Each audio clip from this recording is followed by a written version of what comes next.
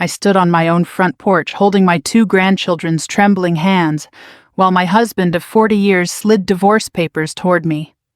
Beside him, a woman young enough to be our daughter folded her arms and smiled as though she'd already won. "Pack your bags," she said. "This house has no room for a leech." I looked from her polished smile to my husband's empty eyes. Less than an hour earlier, I'd learned I had inherited $24 million and a skyscraper in Manhattan. The news was still tucked inside my purse in a thick envelope that neither of them noticed. Instead of crying, I smiled. "What's so funny?" she snapped. I took a slow breath, met her eyes, and answered, "Actually, this house belongs to—" But before I tell you what happened next, you need to understand how an ordinary 62-year-old grandmother ended up standing on that porch with the biggest secret of her life, resting quietly against my hip. My name is Margaret Carter, though almost everyone calls me Maggie. If you'd met me the week before all this happened, you probably wouldn't have looked twice. I worked 3 afternoons a week at the public library in our town in Westchester County, New York. I loved helping children discover books and retirees find new authors. It wasn't glamorous work, but it gave my days purpose. For 40 years, my husband Richard and I had built what I believed was a respectable life. We hadn't started with much. Our first apartment had peeling wallpaper, a refrigerator that rattled all night, and exactly 2 lawn chairs serving as dining room furniture. Richard had dreamed of owning a construction company, and I believed in him enough to work double shifts at a doctor's office while he got his business off the ground. There were years when I balanced the books after putting our children to bed. Years when I skipped buying myself a winter coat because the company needed another truck. Years when I smiled through worry so Richard wouldn't lose confidence. Eventually, his business succeeded. People praised him for being self-made. I never corrected them. That wasn't because I wanted recognition. Marriage isn't supposed to keep score. At least that's what I believed. Our daughter Emily was now 38, raising 2 wonderful children after a painful divorce. Money was always tight for her, but she refused to complain. She worked hard as a physical therapist and somehow still found time to bake cookies for every school fundraiser. Our son Ben was 35 and taught American history at a public high school. He loved his students the way good teachers always do. He often joked that history wasn't really about dates. It was about choices. I thought about that sentence often after everything changed. On the morning my life turned upside down, nothing seemed unusual. I shelved books until noon, chatted with Mrs. Delaney about a mystery novel she'd just finished, and laughed with a little boy who proudly announced he'd finally learned to read chapter books. Around 1 o'clock, my cell phone vibrated. The number was unfamiliar. Normally, I let unknown callers go to voicemail, but something told me to answer. "Mrs. Margaret Carter," a calm man's voice asked. "This is she." "My name is David Rosen. I'm an estate attorney in Manhattan. I'm calling regarding your great-aunt Eleanor Whitmore." I nearly dropped the phone. "My great-aunt Eleanor?" "Yes, ma'am." I hadn't seen Aunt Eleanor in years. She was one of those fascinating relatives children whispered about during holiday dinners. She'd never married, wore elegant hats even in ordinary weather, and somehow turned real estate investments into an extraordinary fortune. Family gossip claimed she owned buildings all over New York City, though nobody seemed to know exactly how many. She'd gradually withdrawn from family gatherings after my grandmother passed away. Life simply drifted us apart. I'm afraid you've reached me too late," I said quietly. "We haven't spoken in years." "I'm very sorry to inform you that Miss Whitmore passed away 3 weeks ago." I closed my eyes. Even when someone lives a long life, death still lands with surprising weight. "I'm sorry to hear that." "There is, however, another reason for my call." He paused. "You've been named the principal beneficiary of her estate." For several seconds, I honestly believed he'd confused me with another Margaret Carter. "There must be some mistake." "There is no mistake." He explained that the will had been reviewed multiple times, every legal requirement satisfied. Then he calmly listed what Aunt Eleanor had left me. $24 million? A historic office skyscraper in Midtown Manhattan. Majority control of a charitable foundation she had established decades earlier. I couldn't speak. The library around me faded into silence. Finally, I whispered, "Why me? I'm afraid I can't fully answer that over the phone. Miss Whitmore left a personal letter that may explain her decision. We'd like you to come to our office tomorrow morning. I leaned against a bookshelf because my knees suddenly felt weak. There is one request. Anything. Until ownership transfers are finalized, we'd appreciate complete confidentiality. You have my word. After we ended the call, I simply stood there staring at rows of books. $24 million. The number didn't even seem real. Oddly enough, I wasn't thinking about vacations or jewelry or luxury cars. My first thought was Emily. She'd never have to worry about mortgage payments again. My second thought was Ben. His classroom constantly needed supplies that teachers usually bought themselves. Then I thought about Richard. Maybe this was finally our chance to slow down together. We'd traveled so little during our marriage. There were national parks we'd always talked about visiting. Small coastal towns in Maine, autumn drives through Vermont. Perhaps life was giving us one last beautiful chapter. I finished my shift in a daze before driving to pick up my grandchildren Lily and Noah from elementary school. The moment they climbed into my car, all my worries disappeared. Grandma, Noah, announced proudly, "I got 100 on my spelling test." Lily rolled her eyes. "He already told 3 people." "I got 100, he repeated. "I heard you," I laughed. On the drive home, they argued about whose turn it was to choose music, then begged for ice cream. I promised we'd celebrate soon. Neither child realized I was silently imagining college tuition already paid futures made easier burdens lifted before they even knew they existed. As we pulled into my neighborhood, I noticed something unusual. 2 expensive luxury SUVs sat in my driveway. Neither belonged to Richard. A strange feeling settled into my stomach. "Grandma?" Lily asked softly. "Everything's fine, sweetheart." But somehow, I already knew it wasn't. The moment I stepped out of the car, the afternoon felt unnaturally still. Even the birds seemed quieter. Lily slipped her small hand into mine. Noah reached for my other hand without saying a word.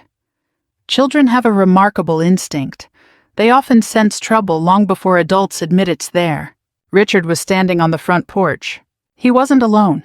Next to him stood a woman I'd never met in person, though I recognized her immediately from photographs I'd accidentally seen months earlier on social media. She was tall, impeccably dressed, probably in her mid-30s with perfectly styled blonde hair and the confident posture of someone accustomed to getting exactly what she wanted. Her name was Vanessa Collins. She was one of the top real estate agents in southern Westchester. I'd heard neighbors mention her more than once. I'd also seen her name appear on Richard's phone enough times for it to settle uncomfortably in the back of my mind. I had asked him once, "Who's Vanessa?" Without looking up from his dinner plate, he'd answered, "Commercial property agent. She's helping one of my clients." I had accepted the explanation. After 40 years of marriage, trust becomes less of a decision and more of a habit. Now I wished I had questioned that habit sooner.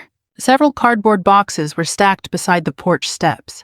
My flower pots had been moved aside to make room for them. One box actually had my name written across the top in thick black marker. Maggie. Not Mom. Not Honey. Just Maggie. It struck me as colder than anything either of them could have said. Richard folded his arms. "You got here." His voice sounded almost businesslike. "I live here," I answered quietly. Vanessa smiled with the kind of politeness that never reaches the eyes. "I suppose we should get this over with." My heart began beating harder. I glanced at my grandchildren. "Kids, why don't you wait by the car for just a minute?" "No," Noah whispered. "I want to stay with you." Richard sighed impatiently. "They don't need to hear this." "Then maybe you shouldn't have chosen today." He looked away. That tiny gesture hurt more than shouting would have. Vanessa stepped forward carrying a manila envelope. Inside were several neatly organized documents. She handed them toward me. Richard didn't. She did. That alone told me more about my marriage than any conversation ever could. "These are divorce papers," Richard said. Just like that. No apology. No explanation. No acknowledgement of 40 years together. Only facts. I filed several months ago. I stared at him. Several months. I wanted everything prepared before we talked. Prepared. Such an efficient word for dismantling an entire life. When exactly were you planning to tell me? When the timing made sense. I almost laughed. Timing. I'd spent decades arranging my own life around his timing, waiting until construction seasons slowed, waiting until business improved, waiting until retirement. Apparently I had waited too long. Vanessa slipped her arm through Richard's. The gesture wasn't affectionate. It was possessive. "I think honesty is healthier than pretending," she said. Her perfume drifted toward me, expensive and overpowering. Richard remained silent. She continued speaking as though she had every right. "The truth is, Richard has outgrown this marriage." I looked at him. "Is that how you feel?" He hesitated only briefly. "Yes, one word. 40 years erased by one word." I noticed Lily quietly wiping tears from her cheeks. Noah stepped closer until he was pressed against my side. My heart broke, not for myself, but for them. Children should never have to witness adults behaving this way. I crouched beside them. "Would you two do Grandma a favor?" They nodded. "Mrs. Jenkins is probably gardening next door. Go ask if you can wait with her for a few minutes." "I don't want to leave you," Lily whispered. I smiled as gently as I could. "I'll be right there." Mrs. Jenkins had known our family for nearly 30 years. The moment she saw the children's faces, she hurried across her yard. "Maggie, could they stay with you for just a little while?" She looked from me to Richard, then to Vanessa. Her expression hardened. "Of course." She took each child by the hand. As they walked away, Noah looked back over his shoulder. "I love you, Grandma. I love you more." Only after they disappeared inside Mrs. Jenkins's house did I turn back toward my husband. Vanessa let out a dramatic sigh. "Now that the audience is gone," she crossed her arms. "I'll be honest, I wasn't expecting anything else." She smiled. "Good." Then she looked directly at me. "You've been living off Richard for years." I blinked. Living off Richard. I'd balanced his books, answered business calls, skipped vacations because payroll came first, sold my mother's jewelry to keep his company afloat during the recession. Yet somehow, I was the burden. She wasn't finished. "You're old enough to understand when it's time to move on." Richard still said nothing. She gestured toward the boxes. "We packed the essentials, as though 40 years could fit inside 6 cardboard boxes. "My photographs?" I asked. Richard shifted uncomfortably. "They're in storage." "My mother's china." "We didn't think you'd need it."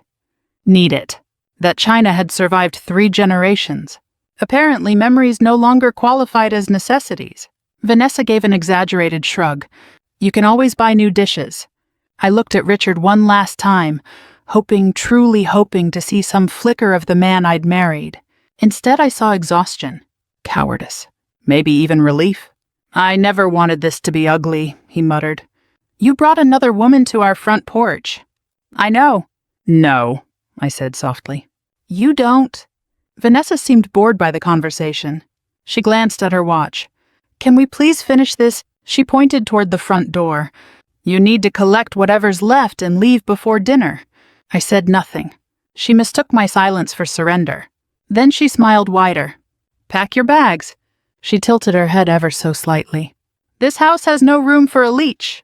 The words hung in the warm summer air. Mrs. Jenkins, standing behind her living room window, gasped loudly enough that I heard it from across the yard. Richard closed his eyes for a brief second. Even he seemed embarrassed. But he still didn't defend me. That was the moment something inside me became strangely calm. Not cold, not angry, simply calm. Because when people finally show you exactly who they are, confusion disappears. All that's left is clarity. I felt the thick envelope inside my purse. The attorney's letter, the inheritance documents, $24 million. A skyscraper. A new future waiting only a train ride away. Neither of them knew. Neither of them suspected. And somehow that secret made their cruelty feel smaller. I looked at Vanessa. Then at Richard. Then back at the house we'd bought together decades earlier. Finally, I smiled. It wasn't a bitter smile. It wasn't triumphant. It was the smile of someone who had just realized she wasn't the one losing everything. Vanessa frowned. "What's so funny?" I held her gaze. Then I answered in the calmest voice I'd used all day. "Actually," I nodded toward the front door. "This house belongs to me." Richard laughed first. A short, dismissive laugh. Vanessa joined him almost immediately. "Oh, that's adorable," she said. "You really are in denial." I shook my head. "No." Then I looked directly at Richard. You remember the recession 15 years ago? His smile faded. When the construction company was nearly forced into bankruptcy, he didn't answer. You were terrified creditors would take the house. Now the color slowly drained from his face. I signed every document your attorney placed in front of me, I continued. One of them transferred the deed into my name to protect the property while your business recovered. Vanessa looked from him to me. What is she talking about? Richard's mouth opened, but no words came out.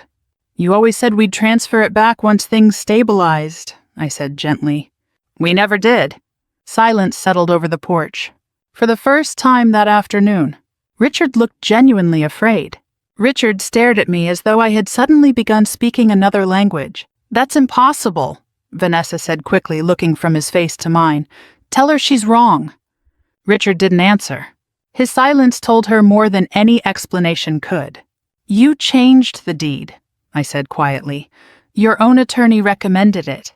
You said it would only be temporary until the business recovered. Richard swallowed. I thought it had been transferred back. You thought. Vanessa's confident smile disappeared. She turned sharply toward him. You told me this house was yours. It was supposed to be. I shook my head.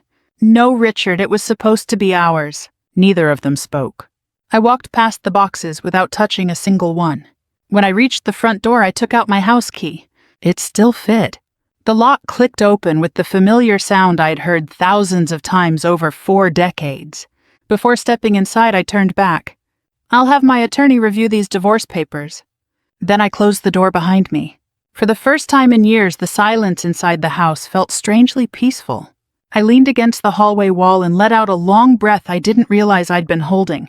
My hands trembled, not because I doubted myself, because I had finally stopped pretending. 40 years of overlooking little disappointments had led to one enormous betrayal. The kitchen looked exactly as I'd left it that morning. My coffee mug still sat in the sink. A shopping list rested on the refrigerator beneath a magnet from Acadia National Park, where Richard and I had always planned to vacation after retirement. I looked at the magnet for a long moment. Then I quietly removed it. Some dreams no longer belonged on my refrigerator. A gentle knock came at the back door. Mrs. Jenkins stood there with Lily and Noah. I thought you might need a hug, she said. I smiled. I probably do. She embraced me without asking questions. Sometimes neighbors who've known you for 30 years don't need explanations. The children ran into the family room. Mrs. Jenkins lowered her voice. Are you all right? I will be. She studied my face. That's an unusual answer. It surprised me too. She squeezed my hand. If you need anything tonight, call me. I will. After she left, I made grilled cheese sandwiches for the children. Routine has a remarkable way of calming frightened hearts. Lily finally asked the question she'd been holding inside. Grandma, are you and Grandpa mad at each other? I chose my words carefully. Sometimes adults make choices that hurt people. Did Grandpa hurt you? Yes. She looked down at her plate. Will you still be my grandma? I reached across the table and touched her cheek. There isn't anything in this world that could stop that. She smiled for the first time since we'd come home. That smile reminded me exactly why I couldn't allow bitterness to consume me. The children spent the night in our guest room. Richard never came back. Around 9 o'clock, my phone rang. It was an unfamiliar Manhattan number. Mrs. Carter, Mr. David Rosen said. Yes, I wanted to confirm tomorrow morning's appointment. I'll be there.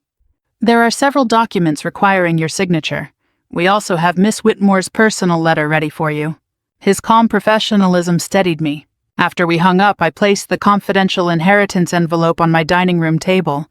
For several minutes, I simply stared at it. $24 million. A skyscraper. The words still sounded impossible. Yet somehow they mattered less than they had earlier that afternoon. Money couldn't buy back trust. It couldn't erase humiliation.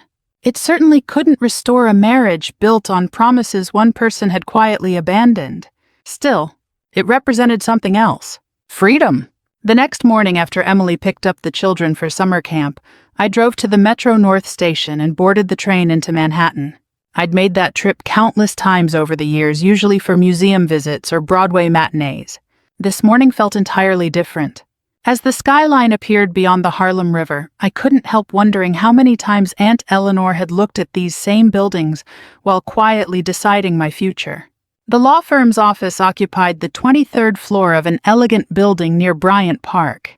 Everything inside reflected understated success. Dark wood, fresh flowers, soft conversations. A receptionist greeted me warmly. "Mrs. Carter, Mr. Rosen is expecting you." David Rosen looked to be in his late 50s, wearing a navy suit and kind eyes behind thin-framed glasses. He shook my hand. "My condolences again for your loss." "Thank you." He led me into a spacious conference room overlooking Midtown. Several neatly organized folders waited on the polished table. "So," he said with a gentle smile, "shall we introduce you to your new responsibilities?" The next 2 hours passed in a blur of signatures, explanations, and astonishing numbers. Aunt Eleanor's estate was even more carefully organized than I'd imagined. The Midtown office building had been fully restored years earlier and was nearly completely leased to law firms, architects, and nonprofit organizations. Its rental income alone generated several $1,000,000 annually. The $24 million wasn't sitting in stacks of cash, of course. It consisted of investment accounts, municipal bonds, certificates of deposit, and carefully managed funds designed to provide long-term stability. Then came the charitable foundation. It funded literacy programs, housing assistance for senior scholarships, and neighborhood libraries across New York State. I smiled. "She supported libraries." Mr. Rosen smiled back. "Very generously." That somehow made perfect sense. Finally, he opened one last folder. "This is Miss Whitmore's personal letter." The envelope had my name written in elegant blue ink. My hands shook slightly as I unfolded the pages. The handwriting was unmistakably hers. "Dear Maggie, if you're reading this, then I've finally run out of time. You may wonder why I chose you. The answer is surprisingly simple." I watched. I frowned. Watched. Mr. Rosen nodded. "She anticipated that sentence would surprise you." I continued reading. "A family doesn't reveal itself during holidays or weddings.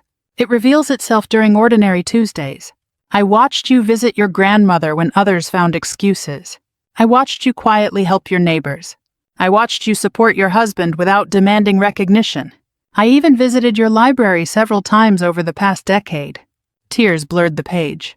I had no idea. Money magnifies character. It does not create it. The wrong relatives wanted my buildings. You never wanted anything. That is precisely why you deserve them. By the time I reached the final paragraph, I was crying openly. Mr. Rosen respectfully looked out the window until I finished. "I had no idea she knew me that well." "Oh," he said softly, "she knew you remarkably well." He slid another folder toward me. "There is one matter we should discuss." "What is it?" "Given the size of your inheritance, privacy will be important. News of the estate settlement will eventually become public." "I understand." "I would recommend saying as little as possible until you're ready." I nodded. There was one more secret I intended to keep. Richard still had no idea that while he believed he was divorcing a woman with modest savings, he had actually walked away from someone whose life had changed forever. And I wasn't sure yet whether that knowledge would ever come from me. The first thing I did after leaving David Rosen's office wasn't shopping. It wasn't looking at luxury apartments overlooking Central Park. It certainly wasn't buying an expensive handbag or making reservations at a 5-star restaurant. I walked 3 blocks to a quiet diner, ordered a cup of coffee and a turkey sandwich, and opened a yellow legal pad. For 40 years, I'd been the woman who planned everything from grocery budgets to holiday dinners, from children's college applications to payroll schedules during Richard's lean years.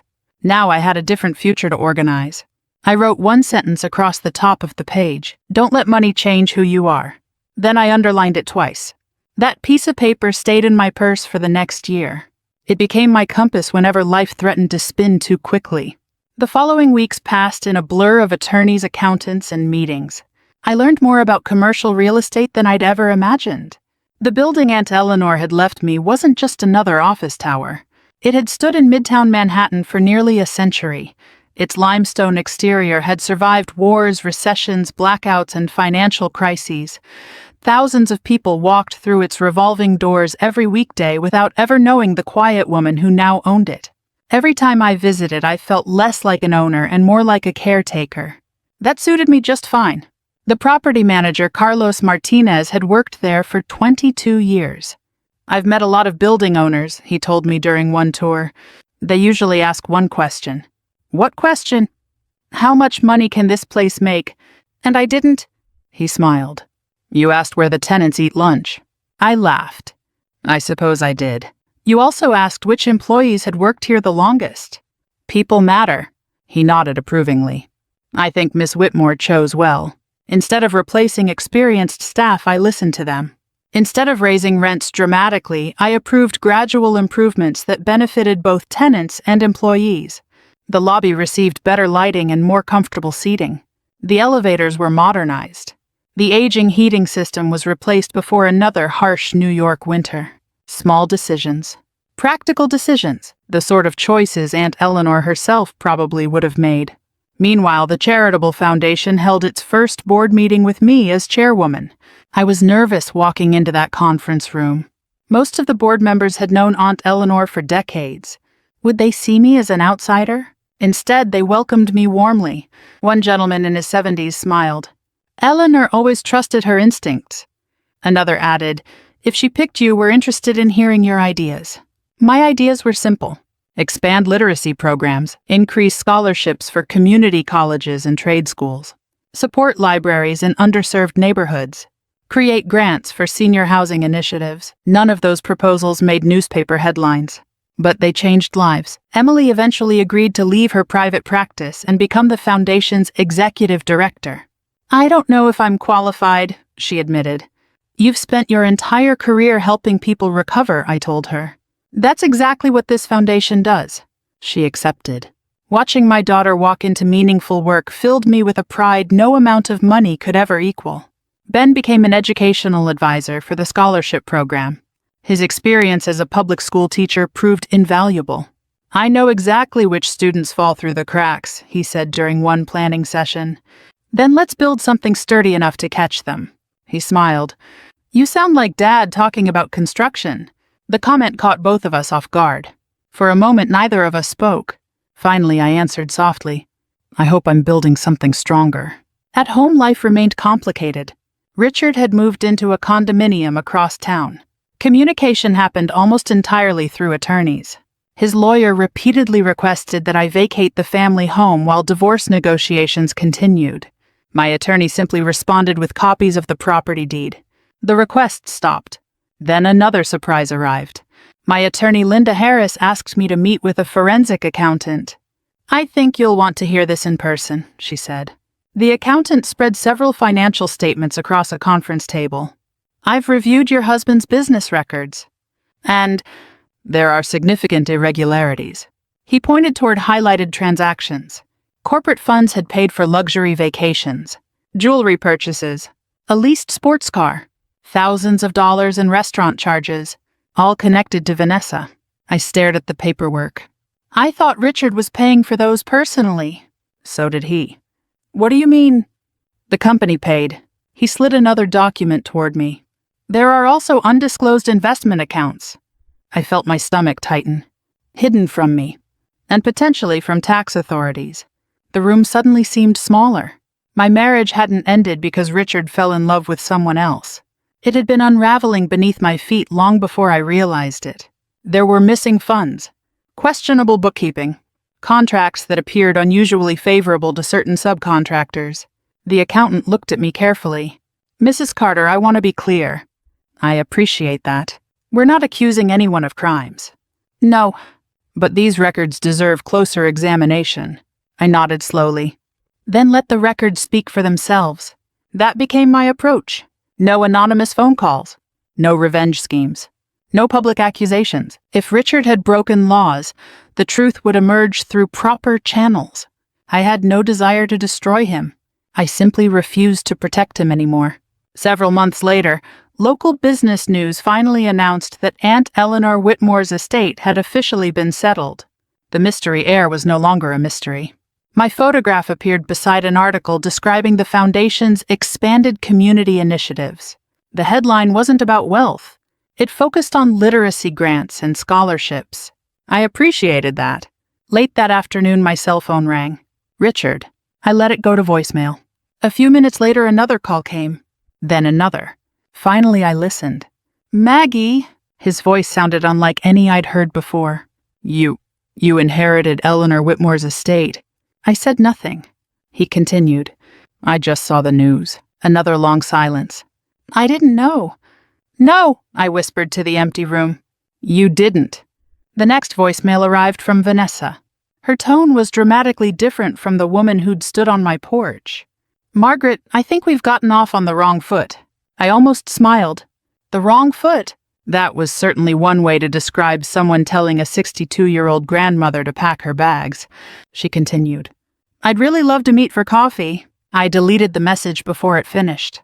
The following week, Richard began sending handwritten letters. Not emails. Not text messages, actual letters. He apologized for being distant. He admitted he'd handled everything poorly. He wrote that 40 years couldn't simply be erased. For the first time in months, I cried. Not because I wanted him back, but because I finally understood something painful. He hadn't written those letters when he believed I was an ordinary retired librarian. He wrote them after discovering I owned a Manhattan skyscraper. That realization ended the last fragile thread of hope I hadn't even known was still hanging on. Money hadn't changed me. It had simply revealed everyone else. The first snow of December arrived earlier than expected. I stood in my kitchen watching soft white flakes settle across the backyard, the same backyard where Richard had once taught Ben to throw a baseball, and where Emily had insisted every snowman needed a proper scarf. It was strange how a place could hold beautiful memories and painful ones without asking permission. The divorce was finalized just before Christmas. There was no courtroom drama, no shouting, no dramatic speeches, just signatures a judge and the quiet ending of a marriage that had lasted nearly 41 years. When I walked out of the courthouse, I felt lighter than I had in a very long time. Not happy. Healing isn't the same thing as happiness, but free. The forensic accountant's findings continued moving through the proper legal channels. Several months later, Linda Harris called. I thought you should hear this from me before it reaches the newspapers. I sat down at my dining room table. What happened? Federal auditors have opened a formal review of Richard's company. I closed my eyes. So it begins. The investigation wasn't started because of anything you did, she reminded me. I know. The accounting discrepancies had eventually reached the attention of regulators through routine legal disclosures connected to the divorce proceedings and corporate filings. No anonymous tips. No secret revenge. Just paperwork. Sometimes the truth doesn't need help. It simply needs daylight. By spring, local business publications began reporting that Richard's construction company was facing serious financial trouble. Several commercial projects had stalled. Banks tightened lending. Longtime clients quietly took their business elsewhere. Then came civil lawsuits from subcontractors claiming unpaid invoices. One morning, Ben called. Mom, are you sitting down? I am now. The company filed for bankruptcy protection. I was silent for several moments. That business had once been our shared dream. I'd watched it grow from one pickup truck and a folding card table into a respected regional contractor. Seeing it collapse felt strangely similar to watching an old family home being demolished. Necessary, perhaps, but still heartbreaking. I never wanted this, I admitted. I know, Ben said gently. You just stopped carrying it. His words stayed with me. A week later, another piece of news spread through town. Vanessa had left Richard. Not quietly either. One of Emily's friends who worked in commercial real estate reluctantly mentioned that Vanessa had been seen attending charity galas with another developer from Connecticut. Apparently, he owned several luxury apartment complexes. Emily hesitated before telling me. I wasn't sure you wanted to know. I appreciate your honesty. Does it make you feel satisfied? I thought carefully before answering. No. She looked surprised. I don't enjoy watching people discover that selfish choices have consequences. But she hurt you. Yes. And Dad? Yes. I poured us both another cup of tea. Emily, revenge sounds exciting in stories. She smiled faintly. But in real life, it usually arrives looking a lot like sadness. She reached across the table and squeezed my hand. I'm proud of you. I've made plenty of mistakes. Not this time. Several weeks later, my phone rang again. Richard. This time I answered. Hello. His voice was quieter than I'd ever heard it. Maggie, would you meet me? I hesitated. I don't think that's wise. Please. There was a long silence. I don't want anything. Another pause. I just want one honest conversation. I agreed. We met at a small diner halfway between our homes. It wasn't an expensive place. In fact, we'd eaten there many Saturday mornings during the early years of our marriage when pancakes cost less than $2. The waitress recognized us immediately. Haven't seen you two together in a while. Richard forced a smile. It's been some time. She poured coffee and politely left us alone. For several minutes, neither of us spoke. Age had changed Richard over the past year. His shoulders seemed lower. His hair had become almost completely gray. The confidence that once filled every room had quietly disappeared. Finally, he looked at me. I'm sorry. I waited. No excuses followed. No explanations. Just those 2 words. I'm sorry for all of it. I folded my hands around my coffee cup. Go on. I thought success meant never looking back. His eyes filled with tears. I kept chasing bigger contracts, bigger houses, bigger everything. He shook his head. I stopped noticing the people who made any of it possible. I listened. I convinced myself you would always be there. Another silence. I confused loyalty with weakness. That sentence hurt more than everything else he'd said. Because it was true. He looked down at the table. When Vanessa came along, he sighed. She admired the version of me I wanted to believe existed.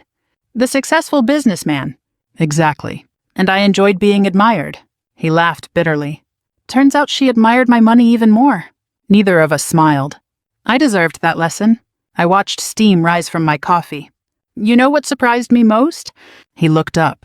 You never tried to ruin me. I didn't need to. I know. His voice cracked. You simply stopped protecting me. There it was. The truth. For decades, I had quietly solved problems before they reached him. Balanced accounts. Smoothed relationships. Made excuses. Covered mistakes. When I stopped doing those things, he had to face himself. I've had a lot of time to think, he continued. I keep remembering little things. Like what? The nights you stayed awake doing payroll. The birthday you canceled because one of my employees needed emergency surgery. He smiled sadly. I don't think I thanked you even once. You didn't. I'm thanking you now. I nodded. Thank you. Those words were nearly 40 years late. But they were sincere. Richard took a deep breath. I don't expect another chance. There isn't one. I know. I've forgiven you. He looked startled. You have. Forgiveness isn't the same as reconciliation. I spoke slowly, choosing every word with care. I refuse to carry bitterness for the rest of my life. He wiped his eyes. But I also won't pretend trust can be rebuilt after what happened. He nodded. I understand. I truly hope you build a peaceful life. I'll try. As we stood to leave, he hesitated. Maggie, yes? I always thought inheriting millions made you the richest person in the room. He looked directly at me. I was wrong. Before I could answer, he quietly added, You were richer than me long before your aunt ever wrote that will. He walked out into the afternoon sunshine alone. I watched him cross the parking lot with slower steps than I remembered. For the first time since everything had happened, I didn't see an enemy. I saw an aging man who had traded away the best parts of his life before realizing their value. That wasn't a victory. It was simply the truth. And somehow, the truth was enough. A year after I stood on my front porch with divorce papers in one hand and the biggest secret of my life in the other, I found myself standing on the rooftop terrace of the Manhattan building Aunt Eleanor had entrusted to me. The city stretched out in every direction. Yellow taxis drifted through the streets below like tiny moving pieces on a game board. The afternoon sun reflected off glass towers, while older brick buildings reminded me that New York had always found a way to blend yesterday with tomorrow. I rested my hands on the stone railing. For a long moment, I simply breathed. When I first inherited this building, I thought it represented wealth. Now I understood it represented responsibility. Money can change your address. Character determines whether people are glad you arrived. The foundation had completed its first full year under my leadership. Instead of shrinking, it had grown. We expanded literacy programs to dozens of libraries across New York State. We created scholarships for students attending community colleges, trade schools, and nursing programs. We partnered with organizations that repaired homes for low-income seniors, helping older Americans remain safely in the neighborhoods they had spent their lives building. One of my favorite projects involved converting an unused floor of the office building into a nonprofit resource center. Every week, veterans met there for employment counseling. Senior citizens attended free financial planning workshops. Small community organizations finally had affordable meeting space in Midtown. Whenever I walked through those halls and heard people laughing over coffee, I thought about Aunt Eleanor. She had understood something many wealthy people never do. Buildings are only valuable because people fill them with purpose. Emily flourished as executive director of the foundation. Watching her confidence grow was one of the greatest joys of my life. She no longer worried about making mortgage payments every month. Instead, she spent her days helping other families find opportunities they never imagined possible. One evening, she stopped by my house after work carrying a stack of scholarship applications. She smiled. "Mom, do you realize we've awarded more than 200 scholarships this year?" I smiled back. "I was hoping you'd tell me that." She laughed. "You always pretend you don't already know the numbers." "I like hearing you say them." She sat beside me at the kitchen table. "I think Aunt Eleanor would be proud." "I hope so." Ben continued teaching history at the same public high school. Despite my encouragement, he refused to leave the classroom. "Mom," he said one afternoon, "some jobs aren't supposed to make you rich." "I know. They're supposed to make you useful." He agreed to oversee the foundation's educational partnerships, but only on evenings and weekends. "My students still need me Monday morning," he insisted. I couldn't have been prouder. As for Richard, life had become much quieter. After losing his company, he accepted a volunteer position with a nonprofit organization that helped seniors navigate housing and financial challenges after retirement. When I first heard about it, I smiled. He had spent decades building office buildings. Now he spent his days helping older people keep roofs over their heads. There was something fitting about that. Family gatherings gradually became less awkward. The first Thanksgiving was difficult. Everyone measured every conversation carefully. The second felt easier. By Christmas, the grandchildren had stopped worrying about where everyone should sit.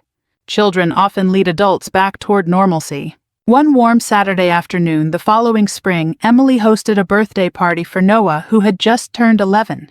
The backyard overflowed with balloons, folding chairs, hamburgers on the grill, and grandchildren chasing one another through the grass. Richard arrived carrying a carefully wrapped present. He looked at me across the yard. I smiled politely. He smiled back. No bitterness. No pretending the past hadn't happened. Simply two older people who understood that peace sometimes looks different than the future we once imagined. Later that afternoon, Lily, now 13, wandered over while I sat beneath the maple tree. "Grandma." "Yes, sweetheart." She leaned against my shoulder. "Can I ask you something?"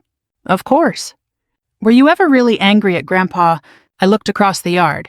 Richard was helping Noah assemble a new telescope. He laughed as the boy accidentally pointed it backward. For a long moment I watched them. Then I answered honestly. "Yes." "Really angry." "Very." "What changed?" I thought carefully before speaking. If I had stayed angry forever, I would have let his mistakes keep controlling my life. She considered that. "So forgiving someone isn't saying what they did was okay?" "No. It's saying you won't let what they did decide who you become." She nodded slowly. "I think I understand. I hope you won't need that lesson for many years." She hugged me. "I'll remember it anyway." That evening, after everyone had gone home, I found Aunt Eleanor's letter in my desk drawer. The paper had become slightly worn from being read so many times. One sentence still stood out above all the others. "Money magnifies character. It does not create it." She had been right. Richard's money had magnified his pride. Vanessa's ambitions had magnified her greed. My inheritance had magnified the values I'd spent a lifetime trying to live by. Wealth hadn't rescued me. It had simply given me more opportunities to be the person I already wanted to be. As the sun began setting, I drove into Manhattan one last time that evening. I rode the elevator to the top floor of the building and stepped onto the rooftop terrace. The sky glowed with shades of orange and soft purple. Far below, millions of people hurried through another ordinary day. I smiled. A year earlier, I thought the greatest blessing I'd received was $24 million and a skyscraper. I couldn't have been more mistaken. The greatest blessing was discovering that my worth had never depended on my husband's opinion, my bank account, or anyone else's approval. It came from the quiet choices I'd made over a lifetime. The choices to work hard, to love deeply, to forgive without forgetting, to protect my family, to remain kind without becoming naive. Those choices became the richest inheritance of all. If my story has stayed with you, I hope you'll take a moment to think about the people in your own life who have quietly stood beside you through the ordinary years. Sometimes they're the true treasures we don't fully appreciate until life tests us. And if this journey meant something to you, I'd love for you to share your thoughts. Pass this story along to someone who might need it, and subscribe for more stories about resilience, second chances, and the quiet strength that often comes with growing older. Thank you for spending this time with me.